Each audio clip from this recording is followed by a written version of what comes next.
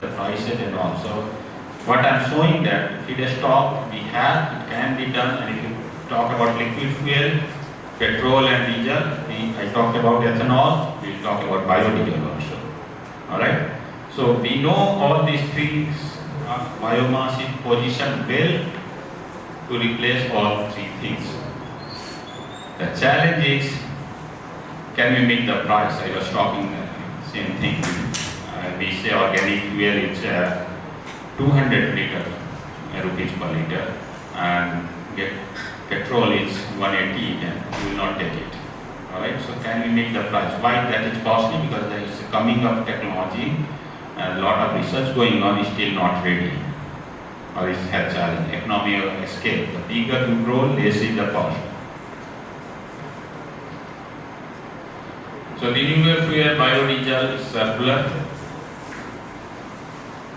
So biofuel is called carbon neutral. How is it neutral? When you burn biodiesel, you get CO2 emission, am I right? If you burn ethanol, what you get? Ethanol in a car, what you get? What it emits? CO2 and water. So it emitted CO2, so how it is neutral? Because it's when between the biomass. So we use biomass, so when it emitted CO2, it goes to atmosphere and then biomass flows from that CO2. So it's a circular process. So that's why it's called carbon neutral. And let's see if we develop some waste material out of this, biochar or something, and put under the soil for soil carbon. Then it's carbon negative also. So it's carbon neutral or negative, we can achieve.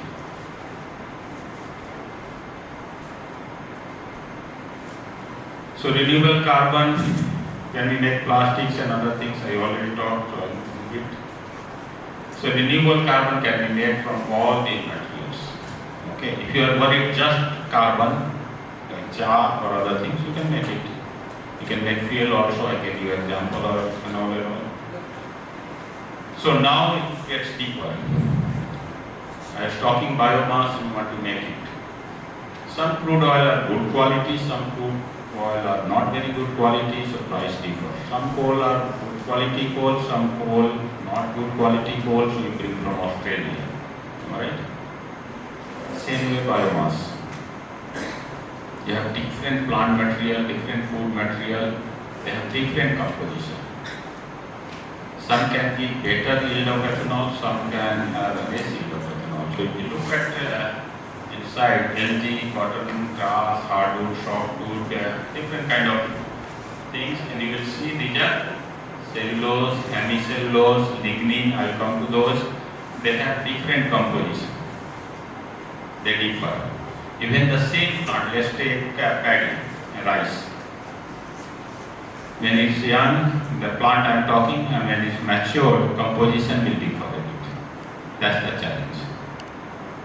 Crude oil you keep for 6 months, anything happens? If you have crude oil industry and they put in tank and leave it for 6 months, 1 year, anything happens? No change will happen. Okay, these are stable. Take the corn stover or bagasse and keep it for a year. It will biodegrade, change will happen. So that's another challenge. I am talking about the industry point of view. These are the added costs. So you have to store differently, you have to manage differently. That adds cost to it. And the other thing you will see that as this one is 11%, this one is 0.6%. So what ash does? What is ash here? Can you make fuel from ash? Electricity. Electricity. Because of balance. So ash is, if I burn this, leftover material will be ash, am I right? And they will be inorganic, mostly metals. Okay, either fixed carbon or inorganics. And if you want to make ethanol and you have more ash, this is not going to give ethanol. It's a leftover material. So if you have 100 kg 10 kg gone waste. Only 90 kg can use. So we don't want ash a lot in feedstock, and we don't have control. Grass and tree, if you compare, tree has less ash versus grass. So we don't have control on that. So we have to deal with it. But then when we design process, we need to see how we can remove ash before we fix.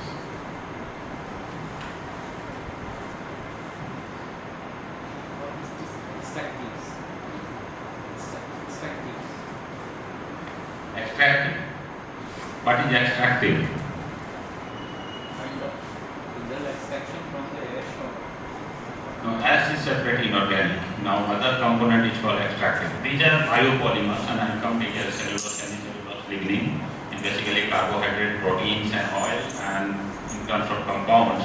And this is ash, which is silica, picked from plant, and all those things. What is extractive?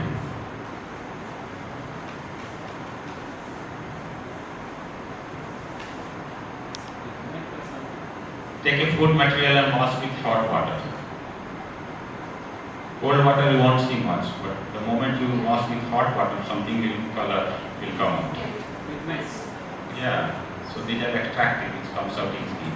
Very low percentage, but these are pigments and other things, they come out. Yeah, aromatics, some of them say aromatics also. Yeah, so extractive is another challenge, but they give the opportunity. Pigment you can make out of it, preservatives you can make out of it. So, how are we doing with time? We are stopping there. There's a whole lot of slides, so when I close the time, just let me know and then we can. So this is another 30 minutes we have? 15 minutes? Okay, so I'll continue on that. So let's go back. First we are talking about the renewable energy sources. So what are different renewable energy sources we have? We have solar, hydropower, geothermal, wind, biomass, and you can add to more ocean and other things, tidal energy and other things. Let's look at each day. What we need for energy? Two kinds of energy we need. One is liquid, another is electricity. Right? Liquid we need for transportation, and electricity we need for what? Comfort and transportation also. Okay? Now we look at which one will give you liquid and transportation mode. Solar. Can you drive car with solar? Yes, as a demonstration I can put lot of solar panel maybe made of it and I can drive and show that we can drive. Is it practical? Not there, am I right? If you can store battery enough and then battery can drive. So heat and electricity can get from solar, which we do now. Many places outside the campus is a solar farm here. So you can do that, but location and weather dependent. We are good here, but there are certain parts which are cold, does not have it. So that's the challenge. And another thing, we don't have liquid fuel here. So transportation becomes challenging. We are moving to batteries, but can you fly plane with battery? Cars are getting electric. How far we are from electric aeroplanes? And we do fly if someone comes with a battery plane. You will be scared when battery runs out and you won't fly, am I right? So again you will see battery operated planes just for demonstration and pilot it can be done, but we are not there yet. That comes from energy storage concept. How much energy store you can do so that you can drive longer. We are not there yet. Cars are 100 miles, 200 kilometers, 300 kilometers, 500 kilometers, then battery need to recharge. So energy storage is a different area, but that's the challenge. Hydropower. It's a static electricity supply. No solution for flight. No solution for ground transportation yet. Geothermal. Some places you get it, some places you don't have a lot of underground activities. So these are limited availability. Wind, much like solar, you have electricity. You can generate heat from electricity, but the location and weather. Biomass, can you get electricity from biomass? Yeah, we might have seen many plants which are burning wood pellets and getting electricity of it. Can we get fuel from biomass? Biodiesel, ethanol and all. So this is very well placed to do both the requirement, electricity and fuel. Again I say the challenge is getting the price and feed a stock. I showed you so many waste material. Okay? What were the challenges, those waste material which we did discuss? We know coal field, we go and mine it. We know oil area, go to Assam or some places, drill it and distribute. Now we are saying all over biomass and all over food we have. Where to go? You have to collect somewhere, make good inventory, then you can do that. Otherwise you stay distributed. So that's the challenge.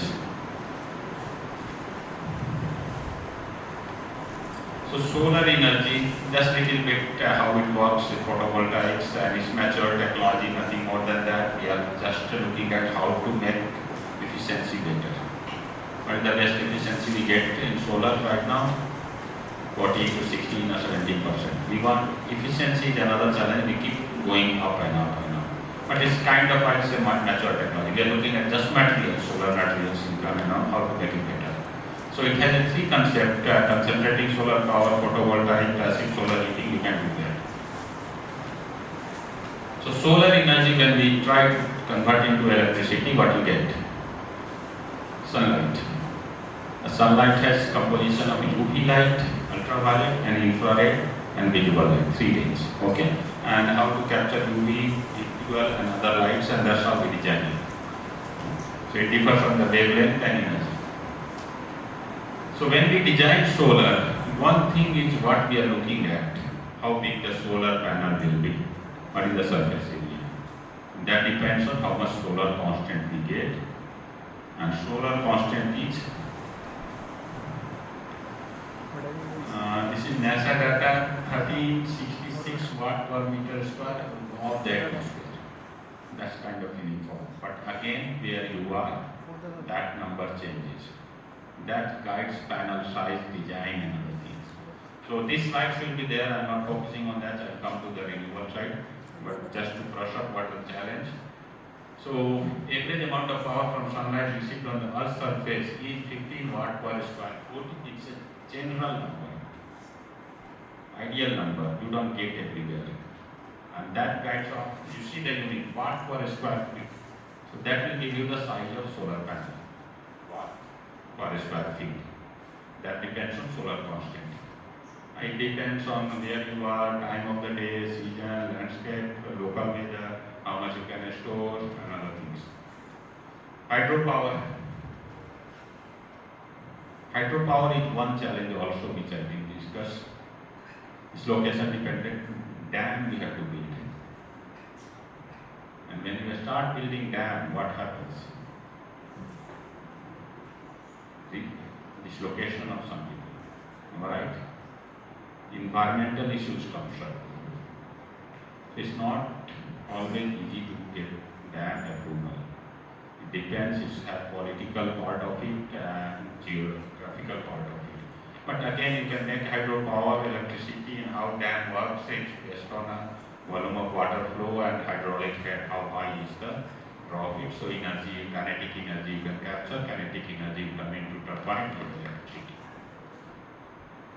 And the dams can be conventional, 30 megawatt or higher, small and lower. So you can characterize on based on that. India has a lot of dam already. You try to build more dam, you have a different aspect of it. So,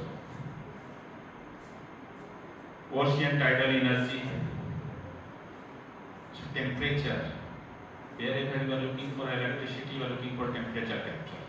So ocean surface has different temperature below. So you can capture the temperature difference. And this is not, so how electricity is made from coal? Anyone? We talked about coal fire plant. So how electricity is made from coal? Then you will understand this also. So you burn coal, you get heat, you make steam, boil water like we do at home, and that steam runs turbine and you get electricity. So same here, we are catching heat here and we want to run turbine, but can we boil water? Do we have enough heat to boil water to make steam? How much ocean temperature difference is? Few degree difference, am I right? 35, 40 distance. So you cannot boil water. You cannot make steam. Then what to do? So you boil some other liquid. Maybe ammonia, which has lower temperature, some other liquid. And that will boil. So heat and then you cool. Steam and you condense. The temperature you get runs turbine. The same thing here. You boil ammonia and then you do that. So that's the ocean.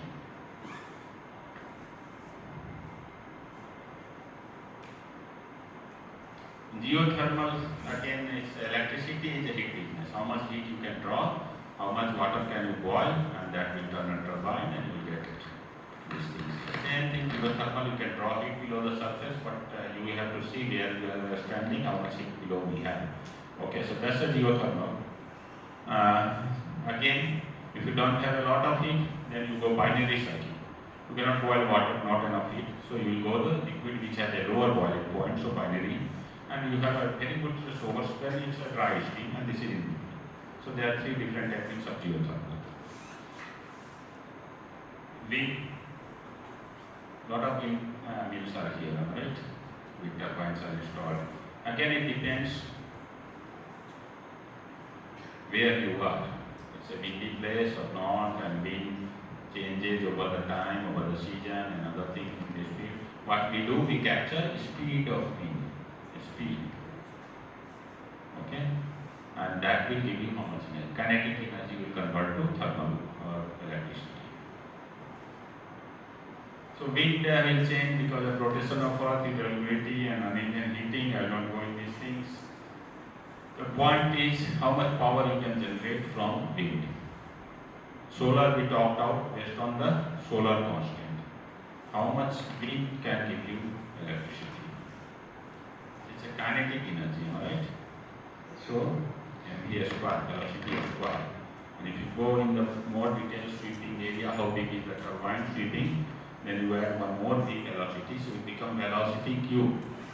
Okay, so power is proportional to velocity cube, so little change in wind speed, you will get much more increase in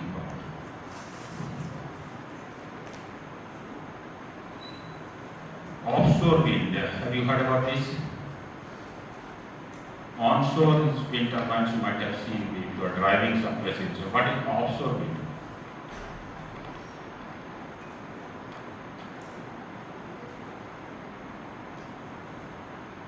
Offshore means go down the sea, right? Not at the beach.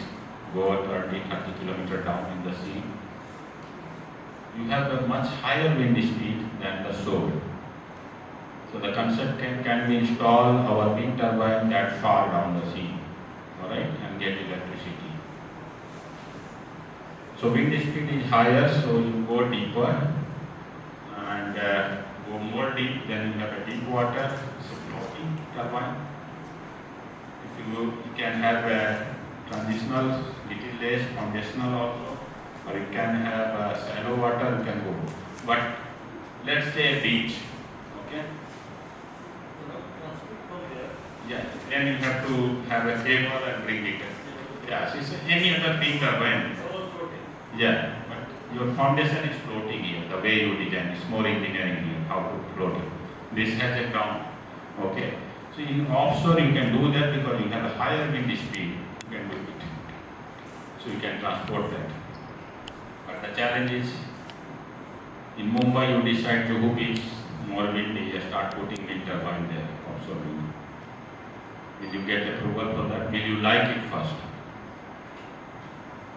You have a beach nearby and you start putting wind turbine there. Will you like it? I think there is more environmental damage in terms of the the one point, I'll come to that. But will you like seeing a lot of wind turbines on the beach? Aesthetic point of view is no. Alright, no one will do that. Even if it's economical and everything, there's something aesthetic comes up. And you don't want to see a lot of wind turbine where you want to go to holidays. So that's why it's offshore. Takes you 20-30 down kilometers, so it becomes much deeper. So you cannot see. That's the one criteria. Now coming to environmental, you are talking, yeah, it kills bird and other things. If in a residential area, if you can nearby cuts light like this, like fan and light, so flickering light, you don't like it. But the bird thing they are addressing. Now they have a way to divert birds. That's the thing. But offshore wind is coming up, especially in Europe, where land is not enough. But they have a lot of Netherlands, which is close to water everywhere, water. So you have the offshore wind farms are being built, and so deep in sea that you cannot see, and it can transport electricity. Because wind turbines, you need land, and I said aesthetic point of view, you don't want to see all the time. So you need a land which is not. So Europe has not much land availability. So that's why in Virginia also we are building one of the largest wind turbine in an offshore wind area. That is in miles, 27 miles of the coast. Nuclear. So how nuclear plant works? I worked 10 years in that area. So how nuclear plants work, quota, let's say. So one thing is called energy literacy. Okay, energy literacy is something all citizens, adult citizens should know how they are getting electricity. What are the challenges? Many a time we become just user and we don't see the back end what's goes on. Alright? But energy literacy means if you are using petrol, you should know how petrol is coming. That will add to electricity. So, nuclear industry does the same thing, means heat, boil water, steam, run turbine, and get electricity. But the heat coming here is from nuclear fission. Break the atoms, enormous amount of heat you will get, much more than what you can take it out. Okay, so that's little different. In coal, another thing, when you burn, you can get maximum heat. But in nuclear, if you break, you get enormous amount of heat. It depends on how much you can take from here. Okay, and that comes material challenge and another thing. I'm not going in that direction, but that's how uranium atoms and nickel. You get fission, get boil water, make turbine. So renewable. It's not renewable because you have uranium, which is you cannot renew. It's like a million of years long, but it is clean. You don't see CO2 coming here. At coal plant you will see a stack, a smoke coming. At nuclear plant you won't see that because there is no CO2 at the site. There may be some CO2 when you are taking uranium from the mines. You are operating some equipment and other things, but it's relatively much lower compared to that. So that's a clean form of energy, but not CO2 free. So here you will see making fuel rods and other things, you will see some CO2 coming out. So this is convention versus coal versus nuclear. So nuclear power plants, if you see reactor, it has two parts. One is front end, another is back end. One part you don't see where the uranium comes, another part you don't see where waste goes. You see just power plant. The challenge is uranium extraction, mining, how much reserves you have, and many countries don't have technology how to handle waste, nuclear waste. We just see the cleaner part, but this part is equally challenging. Waste. So let's come to biomass. So we saw so many other options what we have, and we made a case that this can replace all three kind of fuel. It can be liquid, it can be gas, it can be solid, and it's very well positioned. Once you make it petroleum kind of thing, we can make chemicals and other things. So this is a very good feedstock which can do that. And how it works is photosynthesis, very basic. The school level we teach what is photosynthesis. It takes CO2, water, sunlight, and what it makes is CO2 one compound is just representative, is much more complex, but it captures C and OH. Alright? It becomes compound, it's a polymer. It is carbohydrate, it is proteins, it is a starch, it is oil. Okay. And what it needed? Nutrients. NPK. Where you grow. With more fertilizer, less fertilizer, that's what you need. Carbon locked in plant material, basically that's the biological carbon sequestration, you can say. So let's understand. Crude oil we understand well, talk to refineries, they know in and out. Crude oil quality, how to analyze, where it gets, and all those things. What are the challenges here? We have carbohydrates, fats, or lipids, or oil, protein, cellulose, lignin. These are all bigger molecules. We'll go more detail maybe tomorrow. Cellulose is long chain of glucose, thousands of. Okay? Lignin, proteins, all are big molecules. Down the line you will see that diesel, a straight change carbohydrate, carbon and hydrogen, no oxygen. Gasoline, a straight change, little shorter chain than this. This is C17 to C18 or C14. This is C7, 8 in that range. Then propane, much small, methane and hydrogen. The smaller is more cleaner.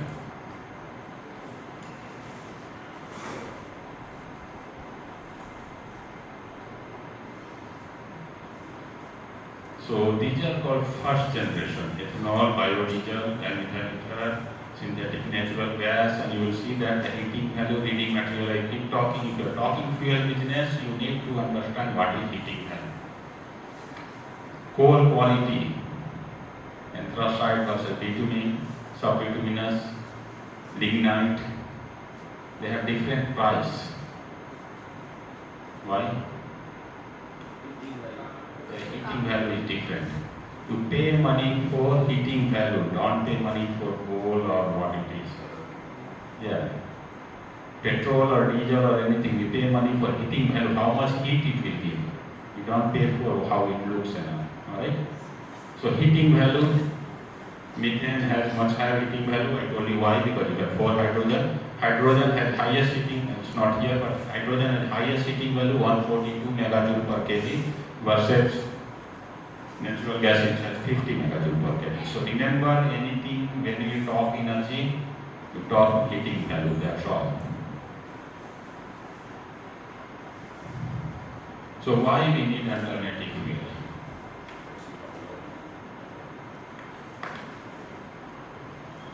Alternative fuel will give you energy independence, energy security. Russia versus Ukraine versus Europe versus US and all, you see all geopolitical region is energy. Russia will say we cut off natural gas supply to Europe if you don't do that. The US will say we'll put sanction to you. You cannot take oil from Iran. India will say we take oil from Iran, even if you do sanction, we'll do different way. Alright, so these are all geopolitical, just energy security. Will this happen if you have enough at home? That part will be gone or reduced at least. And that's what we are saying, alternative energy security will give. And we showed that all the renewable energy is not region dependent, it's nation dependent. Biomass has, solar has, wind has, each nation has those things. So alternative fuel is given. Environmental concern and sustainability. Coal is the dirtiest fuel among all three. Okay, damages environment. Sustainability is not sustainable. Fossil fuel we deal and drill or dig and bring up. It's not sustainable. It's like taking out, setting out. Diminishing fossil reserve. Even if you keep doing that, it's not enough. 50 years, 100 years, and then you have to find another location. It's not. Okay, so these are the three major concerns. We should be looking for alternatives.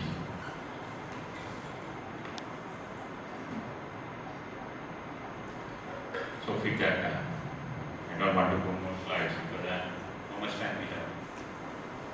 5 minutes. Yeah, so 5 minutes I want to interact. And then we will go sustainability and other things. So energy security, environmental concerns and diminishing fossil reserves. These are the three major concerns which guides political, and this is political also sometimes, alternative or this. You watching US news nowadays? Things change after Trump, alright? More coal, more oil, less electrification, less.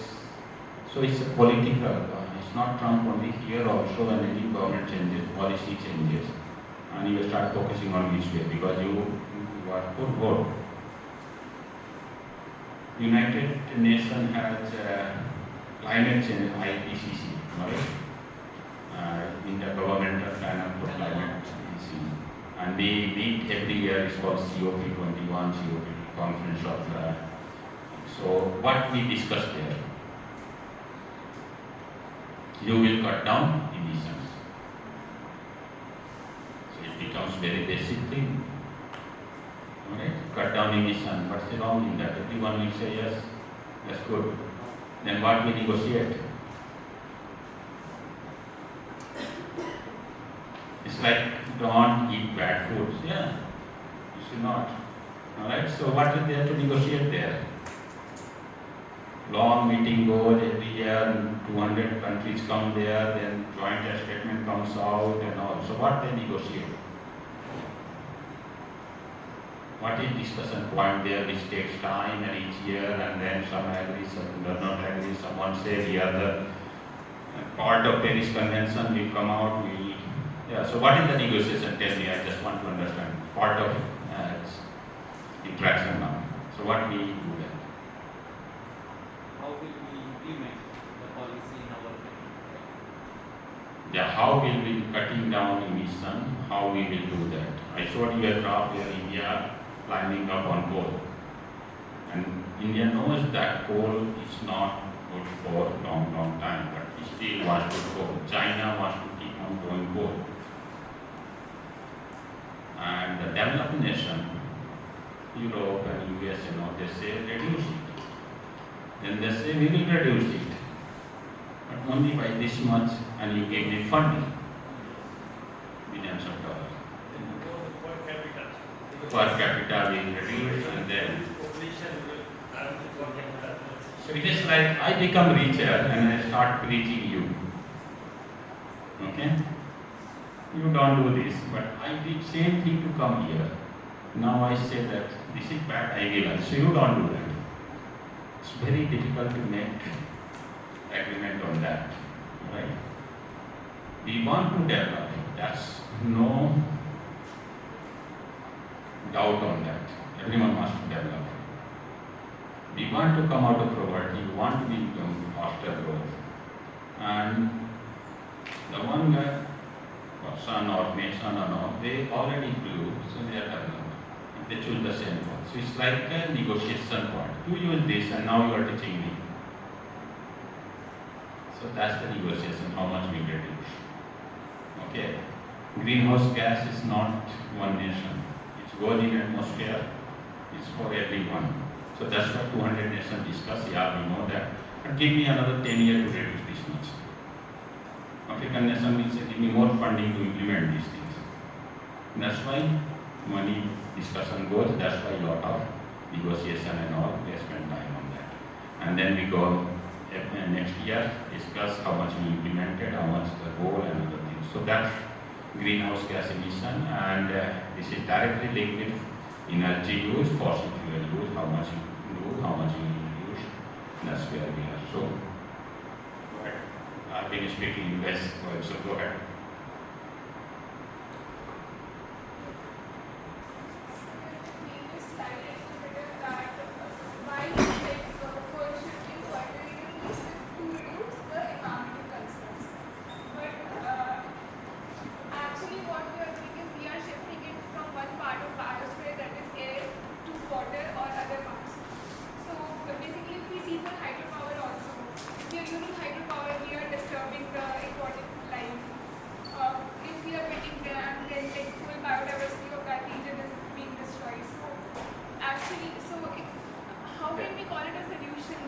Yeah, so I'll tell you. Yeah, I got your point. So I'll tell you. I teach one course is called Introduction to Environmental Engineering.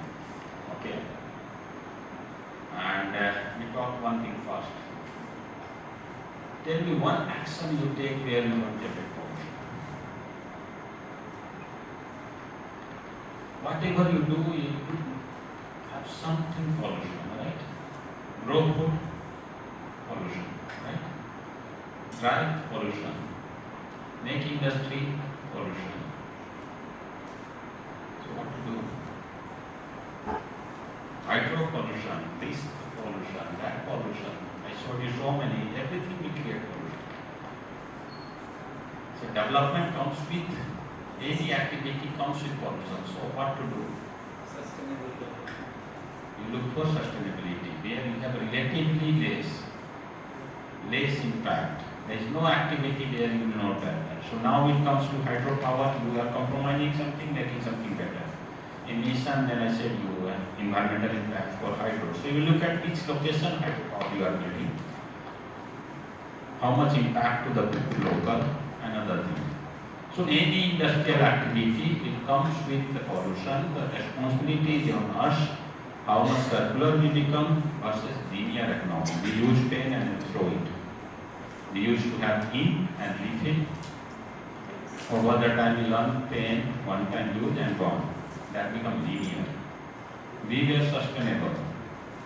Now we use plates and gone. Alright, we used to wash and do that. So it's going back, it's kind of development. But we learned that what we did, it was required for the growth. Now sometimes you need, I was talking same thing. You need coal for developing fast. But now we have to learn how to manage coal and more slowly. Okay, so fast but better. Biomass I'm talking. Civilization has started with biomass, right? Cooking, fire, and everything. And we are talking now that let's take biomass. This backward step looks like? No. How to make it better efficiently? Because in African country and even many countries here, places here, it depends cooking on biomass, right? And sticks and all, and eat it. Counter pollution they face. We learn that that's not sustainable. That's a solution to get cooking, but you see a smoke and all the pollutions and all. So all the efforts are improving efficiency, making cleaner, and that's why we are going back to biomass, which was better. But now how can we, even if we do combustion, how can it be cleaner combustion? If we make fuel, how it can be cleaner? So any effort comes with pollution. Which one we can manage, which one becomes more damaging. It's a balancing. Sir, we are able to manage it right now because we are not completely dependent on renewable sources. But if we completely depend on renewable sources, then it will be, like, then we'll have to find solutions to cover up this problem. Yeah. So we go and we go transition to one thing and then we learn which is just better. Am I right? That's what electric vehicle we are thinking is a solution. Do you think it's a solution? It's cleaner, air will be clean, it will come from renewable, but now you will start talking about lithium comes from China. So what happened to energy security? Am I right? We are happy that we found some lithium reserves in Kashmir. So we become happy, am I right? But you know that what will happen? It may not be enough. And then you will disturb Kashmir for mining, right? So any activity, human activity, is balancing, being circular and sustainable. There is no single solution. A battery, lithium-ion battery, we are talking, and sodium-ion battery is already coming up. My car or your car will go older. I think 20 years you will say that I need to go to sodium-ion battery. This continuous development, continuous improvement, and everything is guided by efficiency. There are two ways to getting renewable fuel. One, you produce it. Another is how much efficient LED you use. Improving efficiency is also contribution to renewable also, something you need less oil. So, yeah, circularity is the theme of this talk. Sustainability, circularity. That's where we are. Yeah.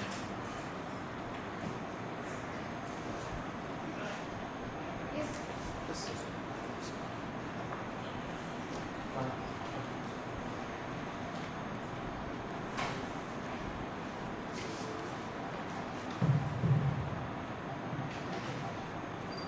afternoon, sir. Sir, my name is Shubham Kumar. I am a PhD scholar working under the supervision of Professor Lakshmikant Sharma. Sir, first of all, I want to congratulate you and thank you the pace you have maintained while delivering the lecture. I liked it so much. And it is not my core research area, but I am very interesting for the future work because my current work is related with the greenhouse gas estimation and ecosystem services modeling, and I am working in the remote sensing and GIS field. But my future research interests are on the greenhouse gas mitigation approaches. So I'll discuss it later separately with you. But I have two questions, two basic questions. First one is regarding the activated carbon, and one thing is particle size and another thing is surface area. I want to know more your comments on when we say the activated carbon has larger surface area. It is based on this particle size, how this surface area is increased. Okay, so here the second one. And second one was related with the with your slide related with the renewable carbon, on which you have mentioned methane have high heating values, something like that, and rest of the carbons didn't have that much heating values. So I want to know, based on these carbon chains, we can identify that by just having a glance on it, or there are some other criteria based on which we can clearly identify this have a methane chain like that. That's why this will have the high or low heating value. So, first of all, thank you, and I'm glad that you like the pace, and I really want to go slow, and you will have my lecture materials, and the idea is more on networking. You can have follow-up question, if I'm around, you can talk, email, and all. So that's the idea.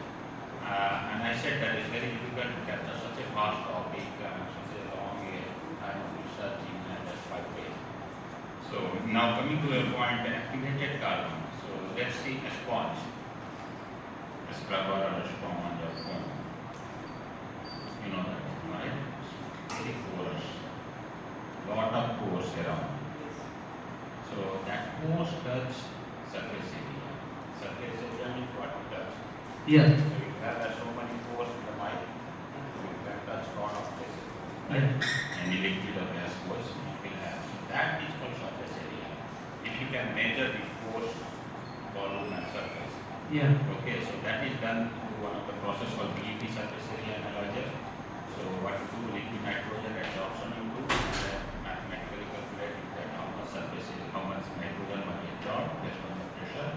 Hence, and you say that this much surface area is it. So ideally, what can you do? Here record everything and track it. That will be the surface area meter square per gram, much bigger than the house. But so many tiny pores are there. So that's if you want to simplify, say sponge, but hard sponge you cannot actually use. So many pores, and that pores gives you surface area. Okay. And how you get this surface area? We make a process. We will talk about pyrolysis. So when you do pyrolyze, you create pores, and then you like steam, you clear the pores.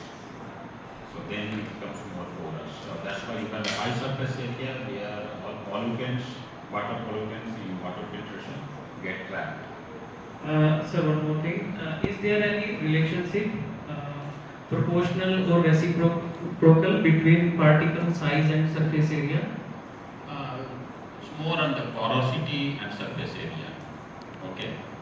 And particle size can be this big or small, depending on how much pores you create. That will give you more surface area. Okay. Bigger the particle, external surface will be more pore surface area, right?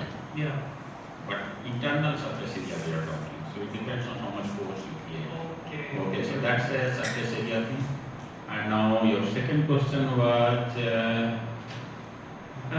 related with the methane Okay, yeah. heating value. So heating value, I gave reading material, I hope you got that, and I will come back to touch base on that. Yeah. So how you get heating value? So I talked about most reduced form of carbon, Yeah. most oxidized form of carbon. Yeah. Heating value, what does? Most reduced brings to most oxidized. Am I right? Yeah. So you combustion or oxidation you do. So you add oxygen, it becomes CO, CO2, oxidized form. Okay? Yeah. So now looking at a molecule, you can say that compare that this is better heating value than this one. Yeah. The criteria is more oxygen in the compound, less is the heating value. Because oxygen is used for oxidizing. And if you have already oxygen there, Yeah. heating value is less. Yeah. So based on that slide that I can connect. So where I found this OH group, heating values was low, but instead of that, at methane it was high. It is related. But when we discuss diesel, it has a long chain. That means it has a large carbon and with respect to the hydrogen chain. So I want to connect between the connection between these two, diesel chain and the methane. Methane is having high heating value Yeah. instead of this chain. I'm glad that you asked this question and really, so I briefly mentioned H by C ratio, if you remember, hydrogen to carbon ratio. Okay. Okay? And if you look just hydrogen heating value, it is about 142 megajoule per kg. And you have carbon, 32 to 33 megajoule per kg. Now look at simple math. You are mixing both, heating value will keep coming down. But if you have more hydrogen, less carbon, heating value will be higher. Okay. Okay. So now you come to diesel. What is the H by C ratio you talked in diesel? It's a long chain, but H. Yeah. So 2:1. So it's all about not only about hydrogen, it's about the ratio. Ratio. So H by C ratio. So in diesel it is all hydrocarbons basically. Okay. 2:1. Whereas methane 4:1. It has more hydrogen. So Got it. hydrogen is 142. Yeah. So that's what I got. Any more questions? Thank It you, is sir. more useful than I keep talking one day. Any more questions? Go hydro, then that's a different issue, the other one has a different issue.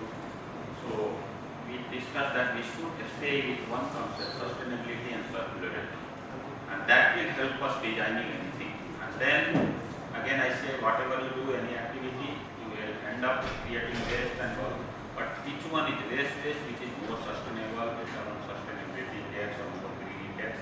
That's what's the thing we have. So if you are designing something, we should not be getting into some other problem. And one of the things to watch is sustainability, eco-efficiency and green chemistry. Okay? Green chemistry means there is nothing green. What we mean by green chemistry is sustainable things, sustainable solvent, sustainable chemistry, instead of getting corrosive chemistry, hydrogen fluoride, hydrochloric acid, go to mild acid and something like that. So green chemistry, because best feedstock means conversion to something, right? It's not ready. So you want to convert to diesel, fuel, ethanol or whatever. But by doing so, we cannot be very harsh on that. So green chemistry concept comes with, we have to be non-toxic.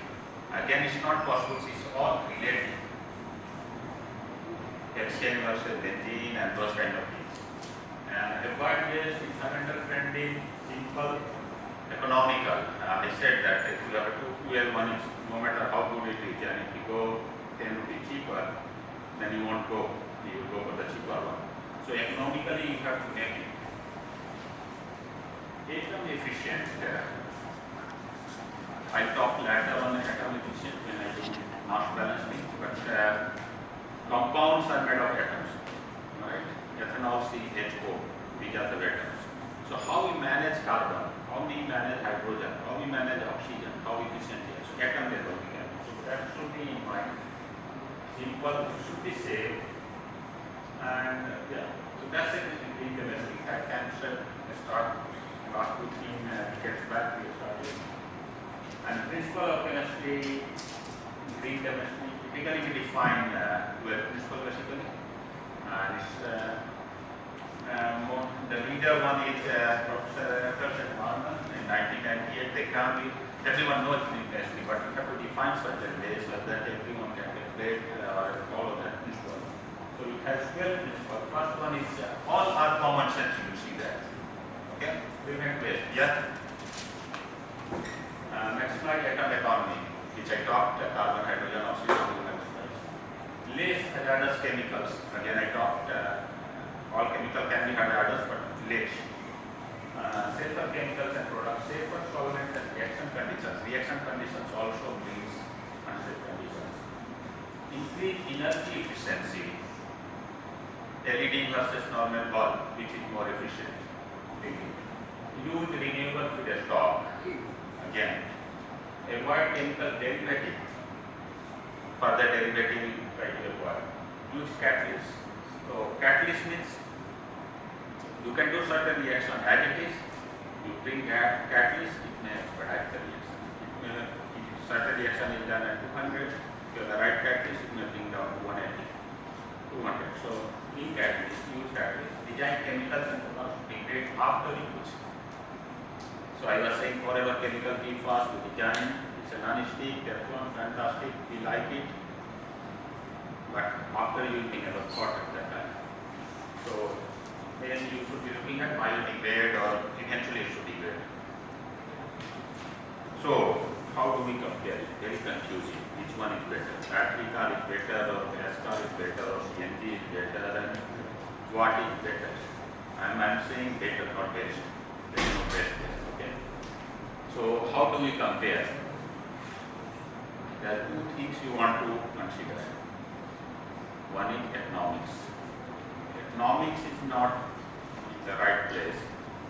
You won't find manufacturer, you won't find investment. Initially economics may not be favorable, but if you see the better light other side, then investment comes, government puts investor puts in. But eventually economics has to work. And let's say economics works. I give you an example, coal works, it's economics. Alright? Then you have to look at life cycle assessment. If you are not looking at bigger picture, then again comparing is difficult, apple to orange, not apple to apple. So life cycle assessment is, let's take an example of that. If you are given a battery car and you are an expert of life cycle assessment or if you are learning LCA, okay, the economic analysis is PA, LCA is life cycle assessment. So PA, that's what's fine. Then you need to look at LCA, life cycle assessment, and how you look at it. And then you have 5 different options. You put all 5 LCA, and then you look at LCA means greenhouse gas impact, how much you want to have. Economics is how much gas waste. So take an example of battery. Here life cycle starts. Let me simplify. Battery has more process. Ethanol. Their life cycle starts. If you are asked to do life cycle assessment, then how will you do life cycle assessment of ethanol from bagasse?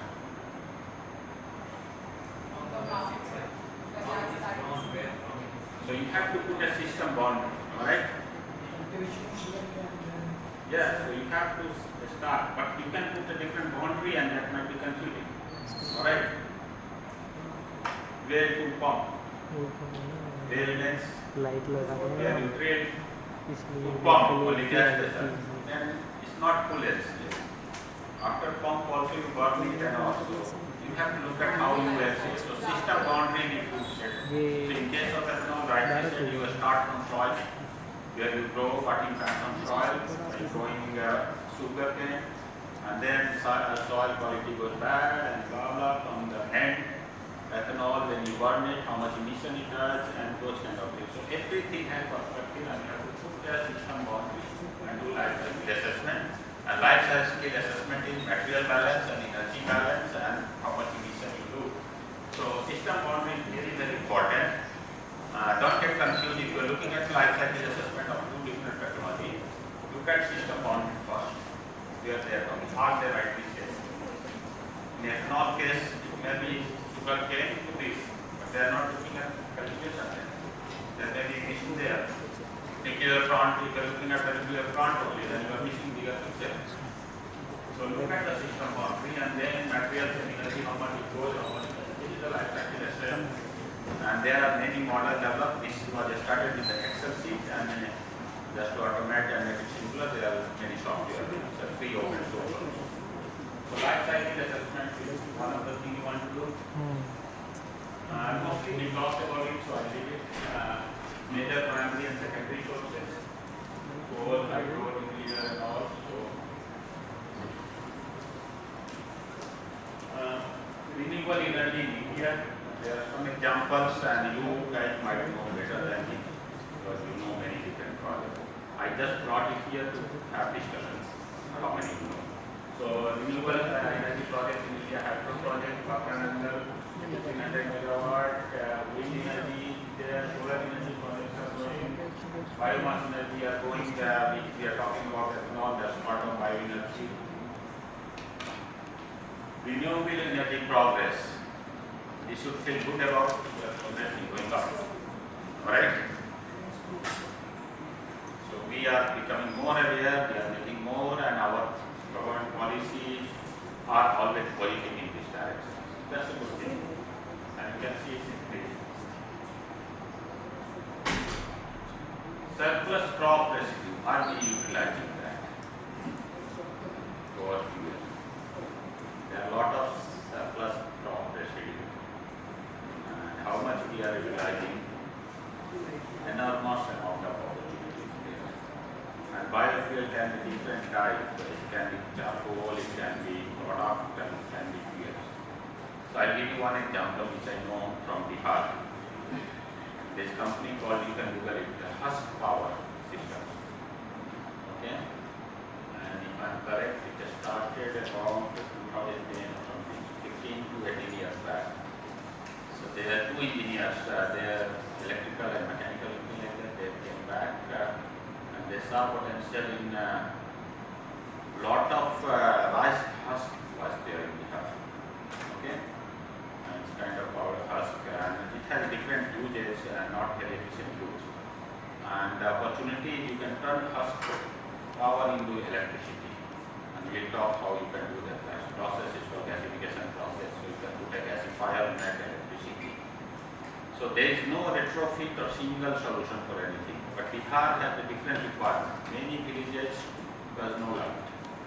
Okay, electricity. Even if you have electricity, they are intermittent. They will go when you need it. So when is the maximum electricity demand at any place? What time of the day? When you need electricity? Evening, night, before sleep. Right? When we go for teaching, electricity, homework and also when you need that. So this professional came out with an idea, why don't we supply electricity for certain boundary hours, let's say 4 to 12 or something like that. Excuse me. And that will make that. So if you are going for a full solution, then we look at the power plant and transmission line and all. It will take a whole lot of time. So innovation was putting a gasifier locally, which can feed 100 houses, small villages, and supply only 8 hours. And that helped. That was good enough to bring positivity, changes and all. And that model replicated in many processes. Eventually, last 10 years, the electricity has improved a lot. We have also this, we have a transmission, we have almost 24/7 lines. But the concept moved to Africa. Many African countries, they build many plants. These are called microgrids. So you have locally level biomass and make electricity locally just for a small city or the campus or something like that. And that worked well. So there are many surplus residue. And in that project, what else they did? You make gasification and then you have a residue, which is ash and leftover material, some carbon. They started making agarbatti, incense of that. Okay? So they came out with a parallel business plan, another byproduct, which makes incense or agarbatti from that. It's really novel idea, promising, it grew well. Now it's shifted business to Africa where the demand. So lot of opportunity, biomass potential, and as I'll say, if electricity you don't need, you can make different product there. Another case study, Indian renewable energy electricity. There are different schemes, I will not spend time on that. Solar energy, big projects are there. Wind energy, many capability. Biomass waste to energy project has come up. Bio-CNG has come up. Telangana is converting chemicals per day of vehicles. The point I brought it here, you know better, but things are going moving in that direction. Are there the speed or not? The development that might be kind of discussed and hydropower, again I said they are installed, but these are not easier to duplicate. They are limited resources and much more lead time to get a power than what I said, micro biomass. That can complete no objections from that. This might have some more topic. Green hydrogen. Have you heard about green hydrogen? You may be looking at around, right? What is green hydrogen? If you can split water, electrochemical, then you get hydrogen. So nothing better than splitting water. Makes sense, everyone, am I right? Hydrogen and oxygen and split water. Is it easy? It's not easy, right? So these are stable compounds. Storage problem, energy storage. That's another whole lot of topic. What is energy storage? But splitting water is not so easy. But we saw promises in changes in electrochemical industry. Electrochemically, we could change the barrier in becoming more successful. Successful means less costly. You can break water, but the point is how economical it is. So green hydrogen coming up, and you will hear a lot of color of hydrogen. And then it's difficult for me to remember which one is what, but I know green hydrogen is water splitting, and then you have blue hydrogen. That is coal gasification with carbon capture. So it is fossil fuel, but it's not green, but you can capture CO2 and make it better than totally other side. So it's a blue hydrogen. Then gray hydrogen is promising reforming beaches. Brown hydrogen, orange, you don't have to remember this color, but as long as you know green hydrogen and blue hydrogen, that's the way to go. So a lot of projects will hear green hydrogen, coal, natural gas, reforming, transportation, green hydrogen, water electrolysis, natural gas. Natural gas is not going to go as a transition. It's a cleaner than oil and coal. So it's better to capitalize. And again I said H/C ratio, you see that. If you break methane, we have 4:1 have H/C ratio, so you get more hydrogen. So that's why we do a steam reforming of natural gas. So these are the green hydrogen projects. I will have a separate session on hydrogen, so we'll talk more about this. And green hydrogen ideal case is you can split water technically, what I said, but you need energy, how efficient, economically, and LCA and TS should be at right place. Then only. So getting towards right place, so you see a lot of buzz on green hydrogen nowadays. May not be 10 years back. So this has matured a bit. Wind turbines are coming up, wind electricity. So why don't we? So over the time you will see that renewable electricity is getting cheaper, more affordable. Now instead of heat, we can use electricity, which is much more better quality of energy source. You can use renewable electricity to break water. If you don't have this, you are using high temperature, 900 plus, 1400 plus. So then you need fuel to do that. Now that fuel can come from electricity, which is renewable, and then you can make hydrogen. Fantastic. So it looks nice and it's promising and it's coming up. Many projects here and across the globe in many countries. So India had the Indo-US Link as a partnership in all renewable energy. Indo-UAE, lot of investment, EST and NSF. NSF is called National Science Foundation, which is US leading body for science and is really best among the world. So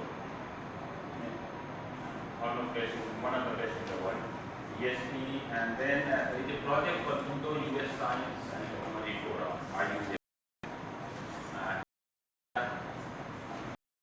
On this part, University of and the other side, the joint proposals and good by NSF, and it was a lot of exciting projects. You can move here and you will see that what was.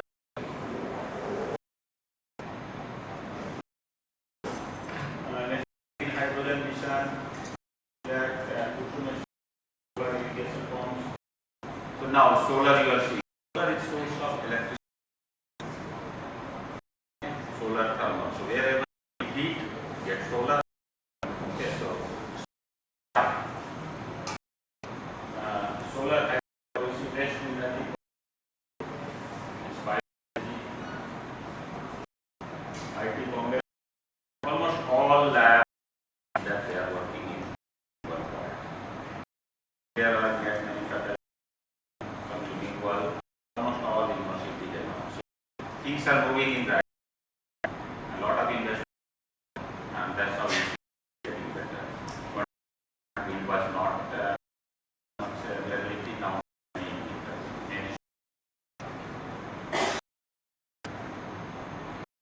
So India mission is 5 gigawatt renewable energy capacity by 2030, and that is COP 26 commitment. That's what I was talking. What happens, IPCC conventions and all. That's what we have to cover. Expand offshore wind capacity gigawatt. So offshore, which you didn't see much in, but now we start seeing in last 5-10 years, offshore getting more attention because it's away from our side, and more wind speed than this. So that's what's coming up. So India nothing back fourth in renewable energy, and I see that a lot of policy in that direction. Solar and wind has picked up, restoring the policy, a strong policy on